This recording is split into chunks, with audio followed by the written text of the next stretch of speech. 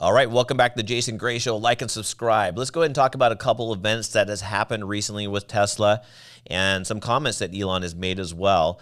So as you might have seen already, Cybertruck right behind us here. This was seen at the groundbreaking over at Corpus Christi for the lithium plant they're about ready to build. They already had heavy machinery in the back, already flattening out the ground.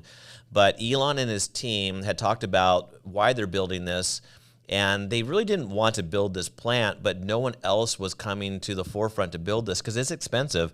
But what this is going to do, when it fully ramps up, it's going to provide enough lithium for 1 million batteries, which doesn't seem like a lot when they're going to be producing 2, 3, 4, 5 million, 10 million, 20 million cars by 2030.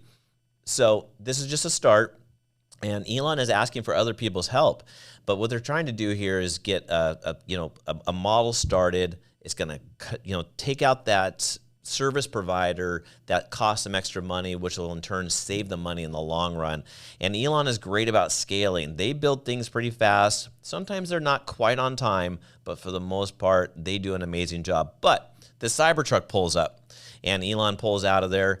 The window opens up, and this cool little shape of the window, you need to watch the video. It absolutely looks stunning. It's super great. I'm not a super fan of this nose right there. Where's that nose? There's the nose. The nose is super short. I'm not quite a big fan about that. I wish they had made that a little bit deeper. I think it would, just the lines would look a little bit better, but at the big scheme of things, this truck is going to be a game changer. They obviously had this accessory unit on the very back where they had some shovels on the back. This gives some contractors some ideas what this could sort of look like for them on, holding lumber, putting tools, putting supplies.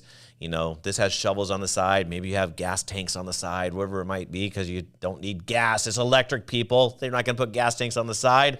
Anyways, I thought that was sort of funny. All right, so let's talk about the Cybertruck, though. It's going to be out in the wild, and Dana thinks this is funny. Out in the wild sounds hilarious, but this should be being released right around September 2023. It is coming. I'm on the reservation list. I'm not too deep, but I'm sort of deep into the list, and I'm super excited for it to come out. One thing I'm hoping that Tesla does, because they had a question on Twitter, and Tesla said, what could we do better as a company? And I think literally like 50% of the comments that I saw was saying, can we transfer our full self-driving from the existing car that we have to a new car that we buy? Because it wasn't cheap to get full self-driving, and it's in the beta version, and those of us who've had it for years have paid the sacrifice of paying for this up front, and it's still not working all the way. And so in doing so, a lot of the people that are Tesla owners are asking, can we get this transferred to our next car? It's just a software switchover. It's not costing Tesla any money. And, and for new car owners, we understand they need to pay, but we shouldn't have to pay for it twice when you trade in a car and pay for it again. So hopefully they make some changes there. Now let's go to full self-driving. So we're on 11.4-6 right now. And Elon was mentioning when you get into the version 12, this should be fully AI controlled, and you won't have to do anything at that point in time. Now, he is saying the next version that's coming out, that's being released to the employees right now, has significant improvements, and it's almost like a version 12. So we'll see what happens. You always hear that this is going to improve dramatically. It's going to be so much better. And sometimes the full self-driving is great, and other times it's not. And I personally don't feel fully comfortable having it drive 95% of the time without me disengaging. I would say I'm probably 80% of the time, and maybe it's because we got pretty windy roads where I live, a lot of roundabouts. It's just not quite feeling super natural all the way, but it's getting better. And nighttime driving for me, since I can't see anything, honestly, at nighttime, I'm a horrible driver. If I'm on the road at night, stay off the roads, people. It's horrible. But it actually helps me drive at night, which sounds crazy. Long trips have been great for me, too. I want to say this. If you have a full charge and you go a 300-mile trip, it actually works out really, really well for a long trip. So don't be afraid of the long trips. I know people have range anxiety initially when they get a Tesla, but as soon as they get into like the first 2 or 3 weeks, it's like this is a nothing burger. We charge ours up when I get home from work, and when I wake up in the morning, I have a full charge. I charge it to about 80 to 90% of the full battery capacity on mine. Mine's just an older version. I know the new batteries, you can go up to 100% full charge. I usually go to 80, 90% because I just don't need the miles, and I want to preserve that battery as much as possible. That battery life and the warranty life on the batteries are super long. So I think the conception that the batteries are going to deteriorate and just be really poor in the long run.